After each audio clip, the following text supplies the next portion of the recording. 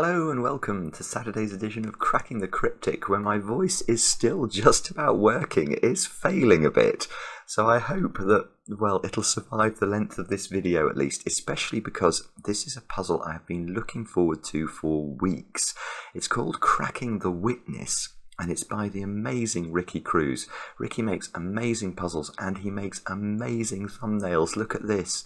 So this is, of course, themed on the computer game The Witness, and Ricky has sort of, taken a puzzle from The Witness and superimposed a Sudoku on it. It's got an amazing set of rules. And as I say, I've been looking forward to having a go at this for a while. The reason I haven't is that I sent it to a couple of testers, both of whom had amazing difficulties with it, and even Mark struggled with this one. So I don't know what's going on. It has got, as I say, it's got interesting rules, but hopefully I'll be able to find a way through it before my voice fails. What else do I want to mention before I read you the rules? Well, there is some witness-related news, actually. We released a poll on YouTube yesterday. I think about 4,000 of you have currently voted in that, asking whether you'd like to see me have a go at something in the Witness game called the Music Box Challenge. I know not what this is, but I know a number of you have been requesting it.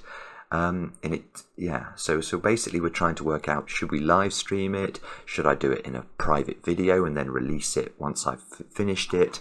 And if you want to have a say about that, then go over to YouTube and the community tab and vote in the poll. Actually, the other thing mentioned on the community tab is that Mark and I are planning to have a go at Bubba Is You on Monday evening at 10 PM UK time. So if you enjoy our live streams, that's when the next one should be. Other than that, just to mention Patreon, of course, we've got our Patreon reward for October that many of you now have solved. We've probably over 100 correct entries now.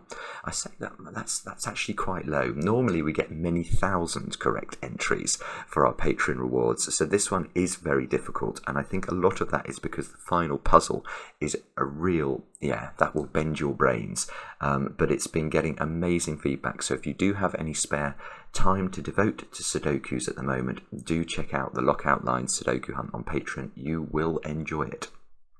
Right, that's all I had to tell you. Let's get on with cracking the witness and see what's going on. I'll read you the rules. We've got normal Sudoku rules apply. Draw a path along the grey lines from the lower left to the top right that goes through all, I think that's meant to be basically all hexagon cells. So, look, this is just like the Witness game, because the Witness game has hexagons. And this Sudoku has hexagons. So basically we've got to draw a path that goes through all the hexagons.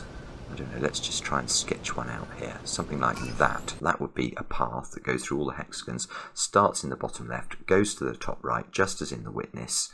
Now hexagon cells indicate that the digits before and after them along the path have a 1:2 ratio. So let's just imagine this was the correct path. That would be saying that these cells here, the cells either side of the hexagon, the cells either side of the hexagon along the path have a 1:2 ratio. So if this was, for example, a 2, this square here could be a 4, well, it could be a 1 as well, but it can't be a 1 because there's already a 1 in the row. So we just have to make sure that one of these digits is double the other. Now, red squares must be coloured depending on their odd-even parity.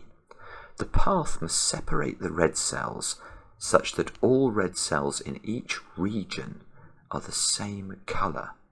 It is not required that red cells in adjacent regions be of different colour. Now, I've not got a clue what that means. Let me just think about this. The path must separate the red cells such that all red cells in each region. What's a region? Oh, I see. Okay. So if we did draw this path into the grid, these 4 cells, look, have been separated from the other red cells in the grid. These are all in the same region, I suppose we could describe it as, and I'm guessing these all have to have the same parity. So these all have to be either odd or even. And the same would be true, and it's probably impossible, look, for those. So this is probably not the correct path, because all of those cells would either all have to be odd or all have to be even. I'm just looking at that to see if I can disprove that instantly. I don't know if I can actually. All of those four would have to be the same parity, either odd or even. So that's the rules. Let's get rid of the colouring, and there we go. Do have a go. The way to play is to click the link under the video as usual. Now I get to play. Let's get cracking. And I can see 7 in the central box is locked into one of 2 places. So I'm going to just pencil mark that. 7s are by far the most generously given digit by Ricky, although we have got 10 given digits, which seems incredibly unusual. I can't see anything. Oh, no, 9s. I can't see anything else Sudoku-wise. So maybe we've got to try and build the path, because I can see that there are elements of this path that are drawable immediately. Because if we start here, and we have to take that hexagon in along the path, we can't sort of go up here and then come back. We'll create loops, not paths. So I think we've got to take those 3 squares. Now, I'm just thinking, I was going to label those blue, but that might be a ricket, because I'm going to have to label the red squares according to parity. And I normally do, what is it, blue is even, orange is odd, because orange begins with O and odd begins with O. These are the reasons that acquire importance on cracking the cryptic. So the red squares are going to be orange and blue, and the path, therefore, mustn't be orange and blue. Let's make the path purple. Yeah, okay, and in fact, if you look at how these hexagons are structured, they're never at a junction. They're always sort of part way along a road. So if given the path goes through this hexagon, it must take in both of those cells as well, because it can't branch. We're only allowed to go along the grey line. So that must be path, that must be path, that must be path, that must be path, this must be path, and this must be path. So actually we've, oh, in fact, oh, and that must be path. But in fact, what about that? This is not the end of the path. The path starts here and ends here. So the path must go in here into the corner and continue out again. Path starts here. Yeah, okay, so the path, this can't be path, because if that was path, then we wouldn't be creating a path. We'd be creating something that immediately branches and goes in 2 directions, which I definitely never got to do when I was doing the witness game. So I think that is not path. I'll use green for not path. Oh, right, I see. And that means this comes into a corner. We know this is not the end of the path, so the path must turn and take those 2 squares. So is this path? If this is not path, that's going to be path. Ah, right, that doesn't work. Right, we can't do that. Let's look at why. If we do this, this and this now have problems.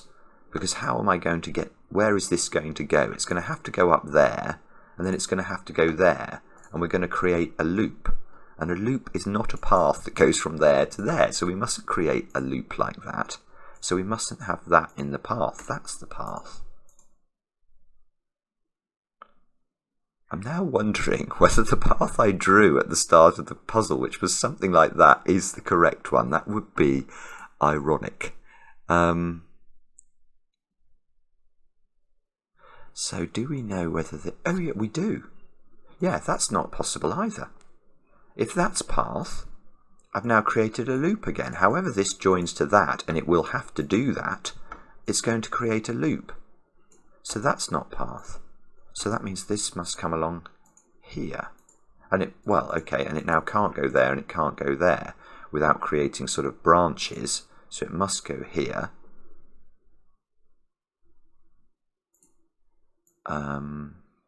Now, does that join there? Or does it join... Ah, right. This path does not join there. Because if we do, it doesn't matter how it does it.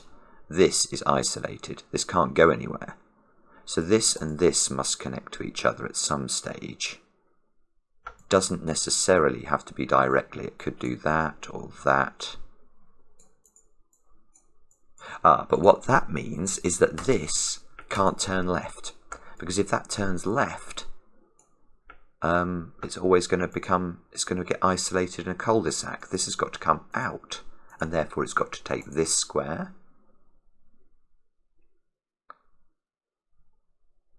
and do we know what happens to this up here? Does it?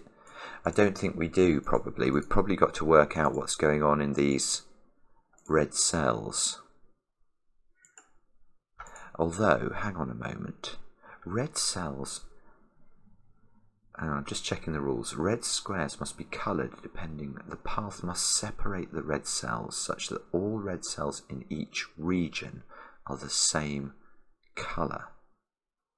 Right, so we've got those four have to either all be odd or all even. But what I'm actually thinking about is this S shape of the path here. These cells are all on one side of the path. So these cells must all have the same parity.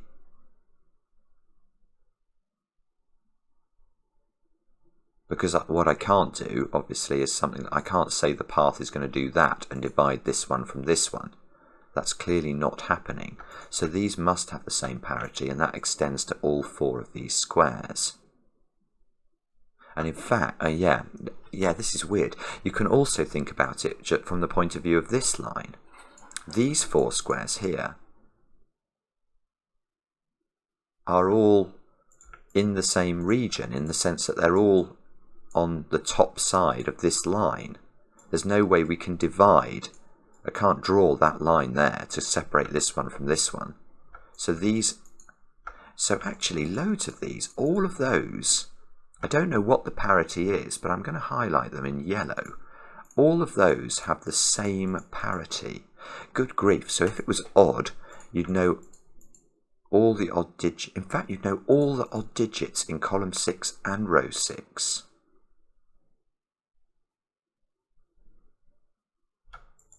Don't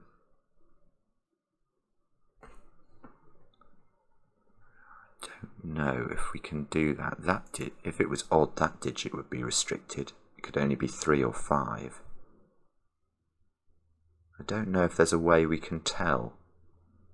If it was odd, all of the rest of the column would be, all of those would be even. Wow, so if it was odd, this would become even and these would all be even. So it would be massive. If we can prove yellow is odd, I think we would be very, very far along in terms of actually making progress with the puzzle.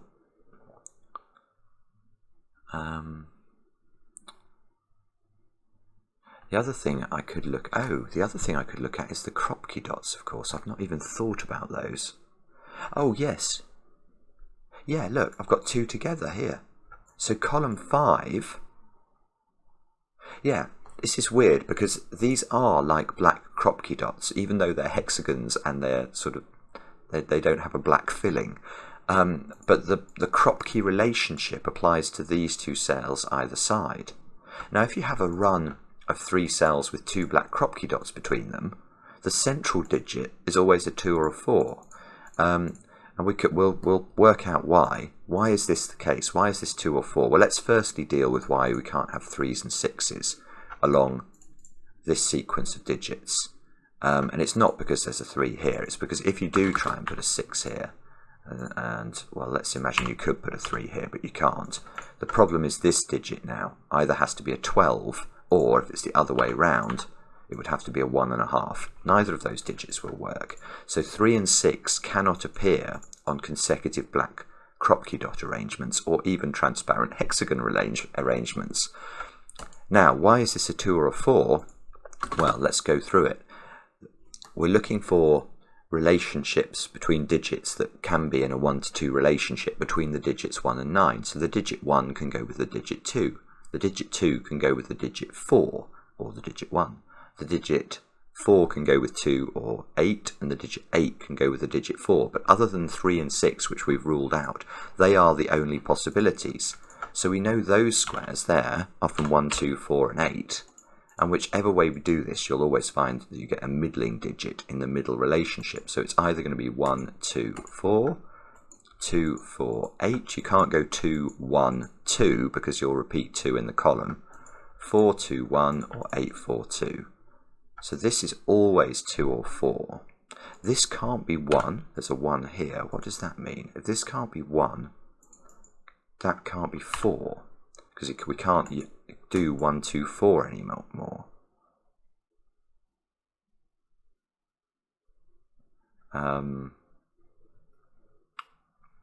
Okay, so that's got to be a 2, 4 or an 8 as well because it's in a black Kropki dot relationship with this one. Bobbins. I don't know if we can actually do anything here. Oh, we've got the same thing going on in row 9 though. So this square's a 2 or a 4. Same logic again. Okay, let's in fact look at these. So this square here can't be a 2. If that can't be a 2, the option we're ruling out is 2, 4, 8. So this can't be an 8 anymore. 2, 4, 8. Oh, what about this Kropki dot? Well, yeah, this is lovely.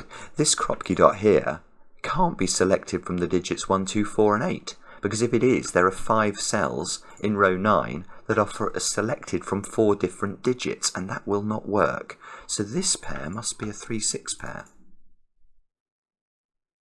And now this Kropki dot is under pressure. This Kropki dot can't be 3, 6 and can't involve a 2. So this pairing here is not 1, 2 and it's not 2, 4, so it's only 4 and 8. We must be getting close to getting a digit now. What about that one? Yeah, this is good. In fact, there's the digit. This is our first digit into this square. Because this Kropki dot here can't be 1, 2 or 2, 4. Can't involve an 8. Can't be 1, 2 because that's going to give a problem. So it must be 3, 6 and there's a 3 here. So that's a 3. That's a 6. There's a... Oh, no, there's not. There's a 3 in one of those 2 cells. There's a 6 in one of these 3 cells. We've now effectively placed 6 digits in row 7, so those 3 squares there are from 1, 5 and 7. Ooh, it's quite hard to see those on the hexagon. 5 and 7. Ooh, hang on.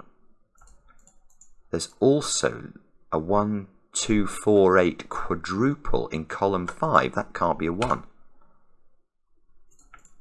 Hang on, that looks interesting. I hadn't thought about that. I'm going to come back and look at that in a sec. Let me just check that I've tidied up my pencil marks. 3s and 6s. Oh, and 4s.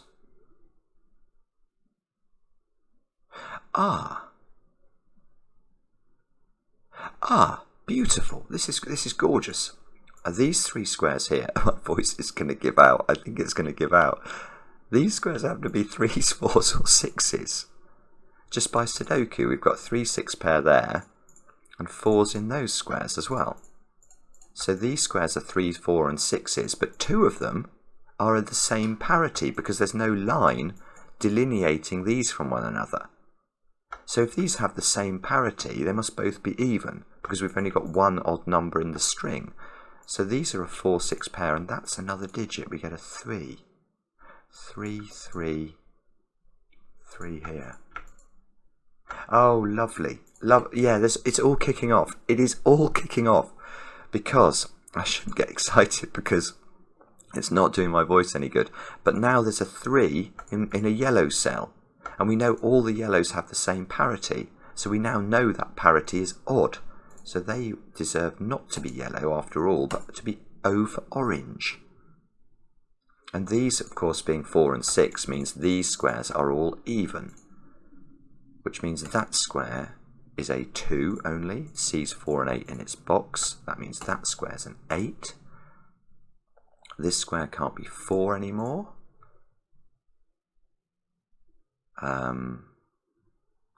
Now, what does that do to that? Anything?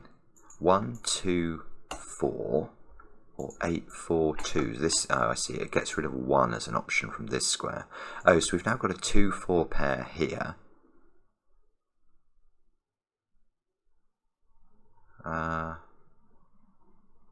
Don't know if that does anything though.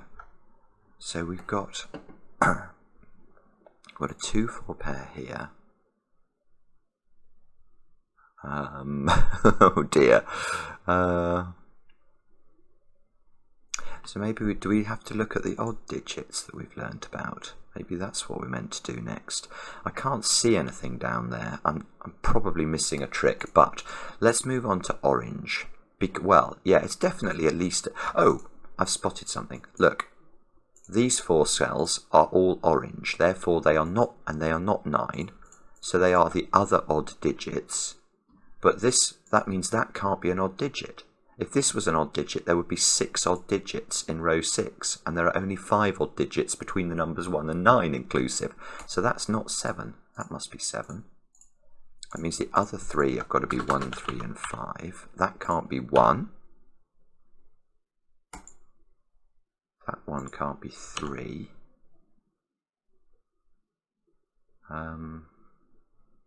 Oh yeah, and in column 6 we've got a 7 and a 9 already placed, so those have got to be from 1, 3 and 5, and that can't be 3 because there's a 3 here.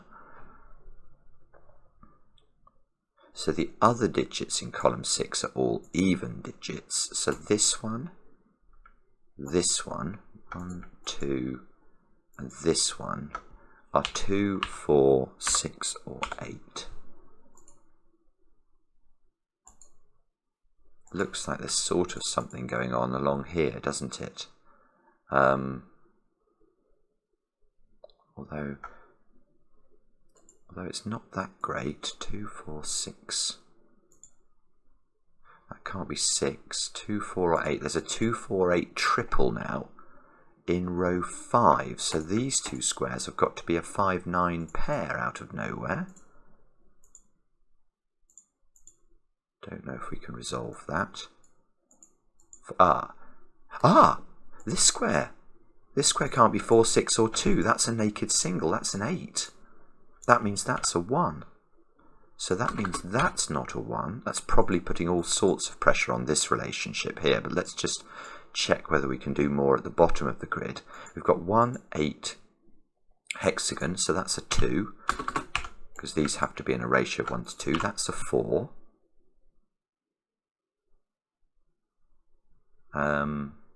Okay. Oh, that didn't do anything. Oh, come on, Simon. What are we missing? We are missing... I don't know. Oh, 7. Where does 7 go in that box? Only there, I think. These are a 4, 6 pair, so that must be a 5. That gives me this square is a 9. This square is a 5. Oh, lovely, look, that gets me a 1 here. Now what does that mean? So 1 now in box 5 is in one of exactly 2 places, I think. Which doesn't seem to resolve anything. Okay. That can't be a... Oh, that's a naked single. This can't be 7 or 1 anymore, so that seems to have to be 5. So that means this is a 1. Good grief. There's a lot of Sudoku in this. It's a very pleasant change. I know I shouldn't be that surprised that there's some Sudoku in my Sudoku puzzle, but you know the way it gets on cracking the cryptic. That can't be a 1. So this square, oh look, where does the correct question at this point is where do you put 7 in row 9? It seems to only be able to go there, which means that square's got to be a 9. These 2 squares are now known. They are a 5, 7 pair, I think. Okay. I got rid of, what was it, 1 that I removed from this square? Is that important? So if this is 2, it's got to go 2, 4, 8. If this is 8, it goes 8, 4, 2. So this square here is never a 4. And if this square is not a 4, this square is always a 4. And this square is always a 4, isn't it? It goes 2, 4, 8, or 8, 4, 2. So those two squares are the same, which is fine because they don't see each other, and they are both 4s. And that means this is not a 4. And it means, where do you put 4 in this box? Only there. Oh, this is good.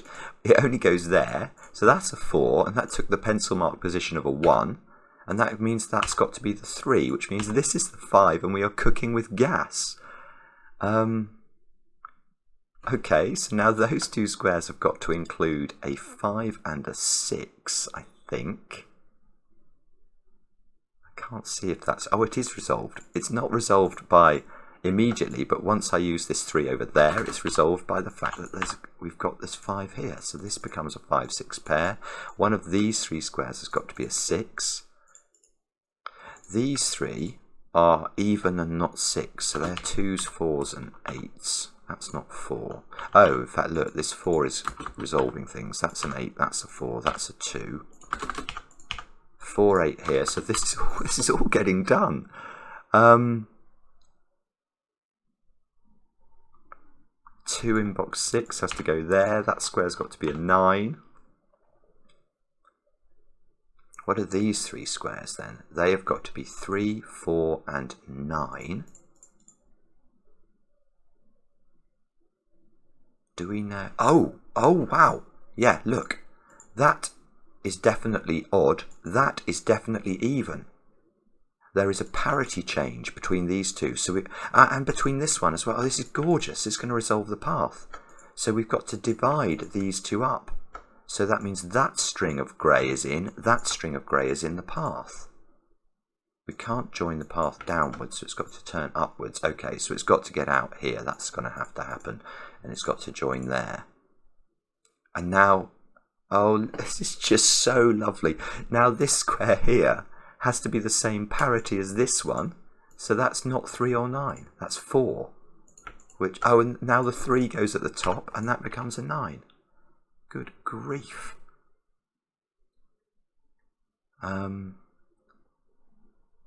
Right, so this, do we now, we've got an 8 here as well, actually, I've just noticed. 8, 2, 4 and 6. Oh, I could have tidied these up before. So this square at the top has got to be a 6. That's not a 6. This square here is a 2. We should be able to get that square, which looks like it's a 9. Yeah, I see. Okay, and that's, I was just checking these had different parity because of the line between them. Although, I've just realised that one of the rules is that it's not required that these have different parity, even though they're in different regions. It just so happens here they do have, because this was definitely a 2. Once this is a 2, this definitely has to be even. Okay. So, oh, the 9 here is giving me 9s and 1s. I find it quite hard to scan this. That's my excuse. Anyway, that's a 6, 7, 8 triple. That can't be 6. That can't be 7. These two squares are 1 and 8, I think. And that's a red square. Ah, this red square is definitely blue. Now this square is on the same side of this line, so this has the same parity as this one. So that means that's got to be 8, and also blue. That means that's the 1. This is not 8 anymore. 6, 7, 8 there, so these are 1, 2 and 5. That square's there is a 5 on the exit. This is a 1, 2 pair.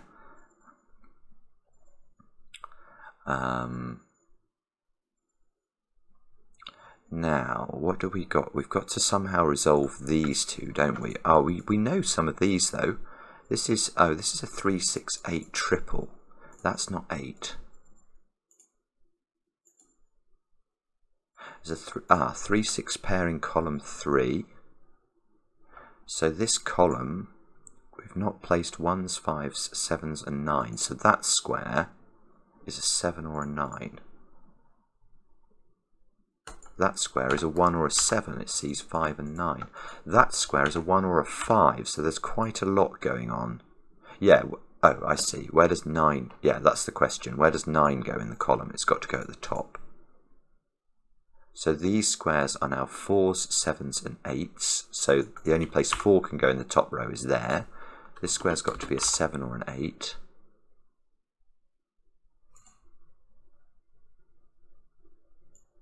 So these squares are 3s, 6s and 8s. That can't be 8. This can't be 3. Still not quite resolved, is it? Do we have to use the line? So if that was a line, these would have different parity. Also, this is odd. So if this line does go upwards, this would have to be a 3. So if it does go upwards, this would have to be drawn in. Oh, I see. No, the way to think about this is not to focus on this square, it's to focus on this square. Yeah, this is lovely. This is absolutely lovely. How can this be odd? That's the question. Let's make that odd and see what happens. If this is odd, now this is even. But this becoming even, look at the lines it requires us to draw now. We've got to delineate this from here. So that line's forced, and this line is forced. And this line being forced breaks the puzzle, because it doesn't matter what we now do in the top hand corner. All we're going to make is loops. We can't join it to the path, because the path has just bypassed the top left corner. And if that's true, and it does seem to be, that can't be odd. So that's a 6, and it's even, and therefore it doesn't. Oh no, I was about to say it doesn't. I was about to say this can't be in the path, but that's not true, is it? It's possible for adjacent regions to have the same parity. Oh well, okay, let's try and do it a different way. That's an 8 now. So this is a 3, just by Sudoku. That 6 is giving us a 6 and a 3 down here. So that's a 7. So that's a 7 and that's a 5. That's a 1 and that's a 5. That's a 1 and that's a 2. That's a 7, that's an 8 and that's a 6. So we're going to be able to do the puzzle in terms of that's a 2 and that's a 3. So that's the Sudoku. Now we've just got to make sure we get the parity right. So this and this have definitely got different parity, haven't they? So that they have got to have a line between them. Yes, I see. So now we can see the finish. That's got to join there, that's got to join here.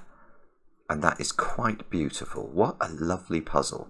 Let's just check. Oh, I was just thinking I ought to be able to add some sound effects for how the witness puzzles work. I'm definitely going to try and do that later. And we've got the same parity in that region. We've got this enormous odd parity region, the same parity in that region, same parity in that region. I think it's right. I've better click tick. Yes. It's just gorgeous, isn't it? It's just a gorgeous puzzle. And it's so thematically elegant. I loved the fact that there are hexagons.